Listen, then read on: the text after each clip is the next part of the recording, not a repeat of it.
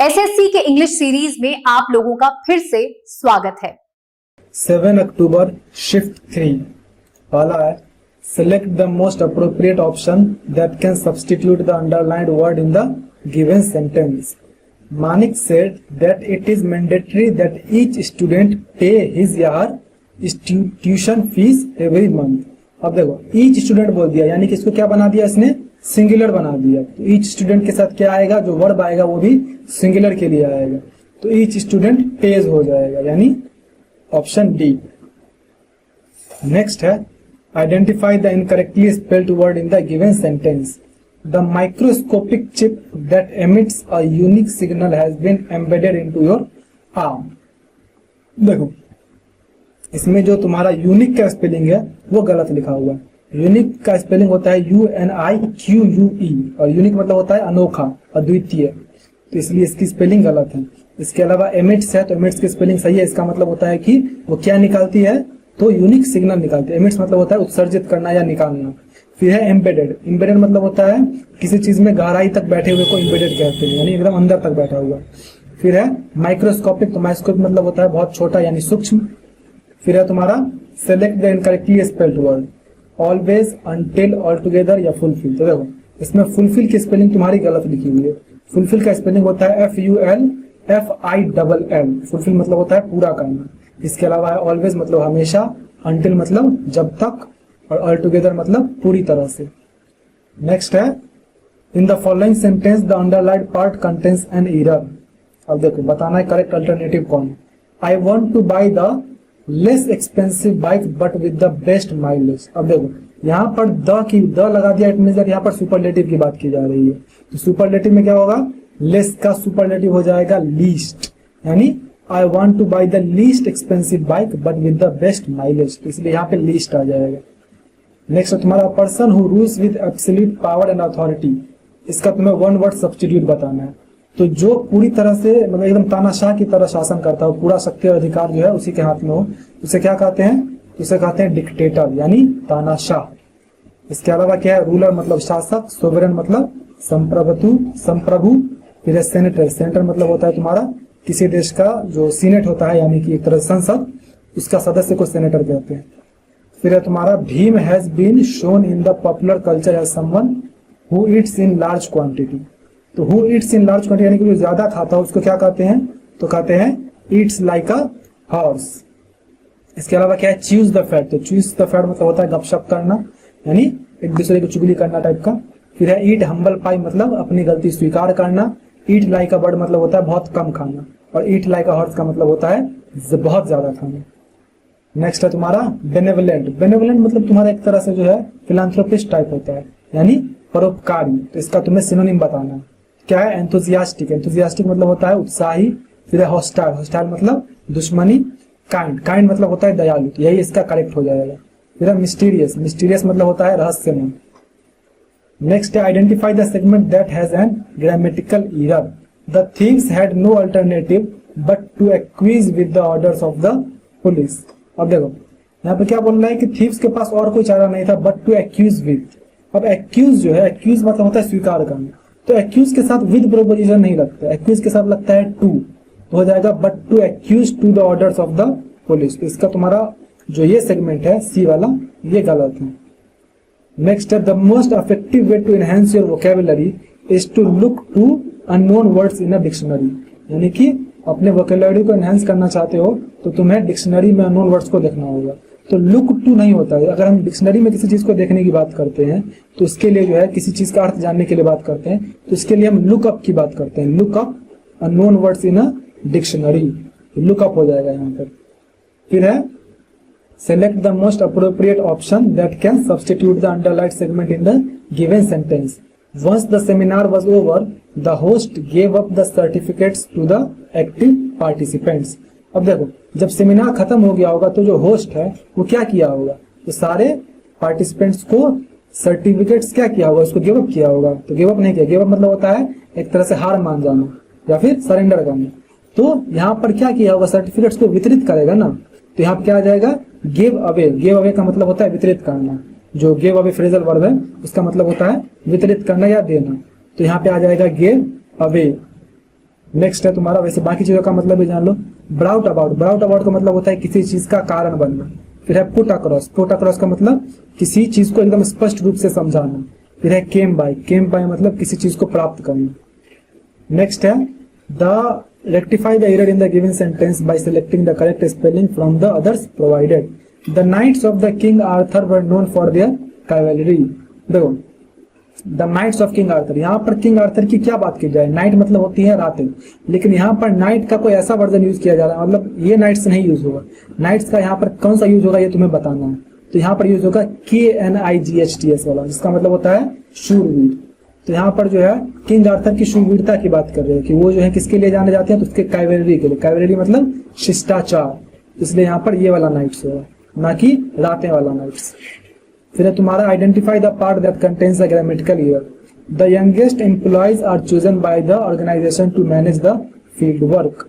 अब देखो इसमें क्या आ जाएगा, इसमें तुम्हारा बोल रहा है the youngest employees are chosen, यानी कि जब यंगेस्ट एम्प्लॉयज की बात की जा रही है, एक तो यंगेस्ट एम्प्लॉय बोल रहा है, अब यंगेस्ट बोल रहा है, इट मींस दैट सबसे कम उम्र का।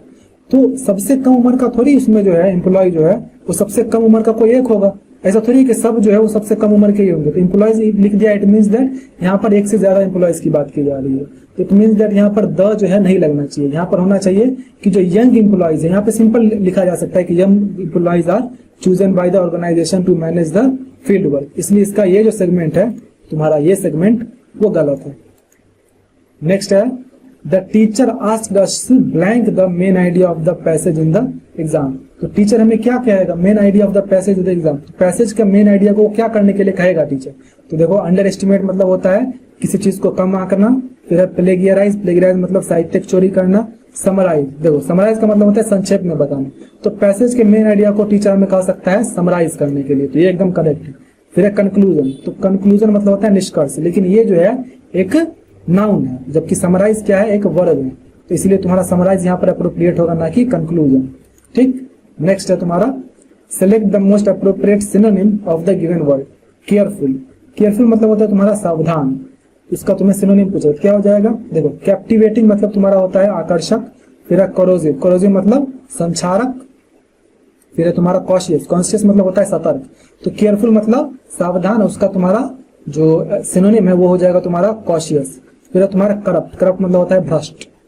नेक्स्ट है तुम्हारा select the appropriate antonym of the underlined word in the given sentence. He is known for his humility, यानी वह किसके लिए जाना जाता है, अपनी विनम्रता के लिए। अब ह्यूमिलिटी का तुम्हें एंटोनिम बताना, क्या हो सकता है। देखो प्राइड मतलब होता है तुम्हारा घमंड, तो यही तुम्हारा एकदम करेक्ट होगा। ह्यूमिलिटी मतलब विनम्रता, तो उसका अपोजिट घमंड। इसके अलावा क्या है, ब्यूटी मतलब सुंदरता, एजिलिटी मतलब चपलता या फुर्ती। फिर है नॉलेज, नॉलेज मतलब ज्ञान। नेक्स्ट है select the most appropriate option to fill in the blank. Poonam used a rubber band to keep the pencils together. Band here means, तो उसने जो है पेंसिल्स को साथ रखने के लिए क्या किया, एक रबर बैंड का यूज किया। तो इस यहाँ पर इस बैंड का क्या मतलब हो सकता है, तो देखो बैंड का क्या मतलब हो सकता है, a large rigid piece of wood और मेटल, यानी कि एक कठोर जो है लकड़ी का चीज, लकड़ी या धातु की कोई चीज, तो ये नहीं होगा। फिर है अरेंज ऑफ वैल्यूज और frequencies with in a series, यानी कि तुम्हारा एक श्रृंखला के भीतर जो है वैल्यूज का एक रेंज, तो ये भी नहीं होगा। A thin ring of rubber used for holding things together, हाँ ये हो सकता है कि एक जो है मतलब पतली रबर की पट्टी जिससे कि चीजों को साथ रखने के लिए यूज किया जाता है, तो ये एकदम करेक्ट होगा। जो रबर बैंड होता है वो क्या होता है, एक रबर की पतली सी पट्टी होती है जो कि जनरली चीजों को या फिर बाल में बांधने के लिए या फिर चीजों को साथ में रखने के लिए यूज किया जाता है। फिर a tube filled with water, तो ये तो होगा नहीं, पानी से भरा एक ट्यूब, ये नहीं होगा। फिर है तुम्हारा select the most appropriate antonym of the highlighted word. The partners ended up being treacherous to each other. अब देखो ट्रेटरस मतलब होता है गद्दारी, यानी कि एक दूसरे को जो है वो गद्दारी के साथ जो है उन्होंने अपना पार्टनरशिप खत्म कर दिया। तो अब देखो यहाँ क्या हो सकता है, इसका एंटोनिम पूछ रहा है, तो देखो क्या हो जाएगा, सॉरी डिसलॉयल, डिसलॉयल का मतलब तुम्हारा होता है बेवफा, तो ये तुम्हारा एक तरह से इसका सिनोनिम हो गया। फिर है प्रोफिशिएंट, प्रोफिशिएंट मतलब तुम्हारा होता है कुशल। फिर है फिकल, फिकल मतलब होता है चंचल। फिर है फेथफुल, फेथफुल मतलब वफादार, तो ट्रेटरस का अपोजिट हो जाएगा फेथफुल। फिर है substitute the underlined idiom in the given sentence. The entire audience was all ears when the Indian-born American economist started giving a speech. All ears का मतलब होता है तुम्हारा पूरी तरह से सुनने के लिए तैयार। तो इसका तुम्हें क्या बोल रहा है, इसका तुम्हें इन सब में से सब्स्टिट्यूट करना है। क्या हो सकता है, देखो was willing to exit the show, यानी कि शो से बाहर जाने के लिए तैयार था, तो नहीं। Was eager to speak plainly, यानी स्पष्ट रूप से बोलने के लिए तैयार था, मतलब उत्सुक था, तो नहीं। Was arguing in favour of both side, यानी कि दोनों पक्षों के पक्ष से बहस कर रहा था, तो नहीं। Was keen to listen, keys का मतलब होता है एक तरह से उत्सुक, तो सुनने के लिए लोग उत्सुक थे, तो ये हो जाएगा तुम्हारा एकदम करेक्ट। फिर identify the segment that contains a grammatical error. Despite the challenges they ultimate achieved there goal of launching there startup. इसमें देखो गलती कहाँ पे आ रही है, डिस्पाइट द चैलेंजेस, यानी चैलेंजेस के बावजूद भी, एकदम सही है। दे अल्टीमेट अचीव्ड, देखो उन्होंने अचीव किया अल्टीमेटली, अल्टीमेटली होना चाहिए ना, अल्टीमेट क्या होता है। यहाँ पर तुम्हें अचीव्ड को अगर तुम और ज्यादा डिफाइन कर रहे हो तो उसके लिए तुम्हें एडवर्ब का यूज करोगे, तो यहाँ पर अल्टीमेट का एडवर्ब आना चाहिए होगा अल्टीमेटली, तो दे अल्टीमेटली अचीव्ड होता, तो यहाँ पर तुम्हारा ये सेगमेंट जो है वो गलत है।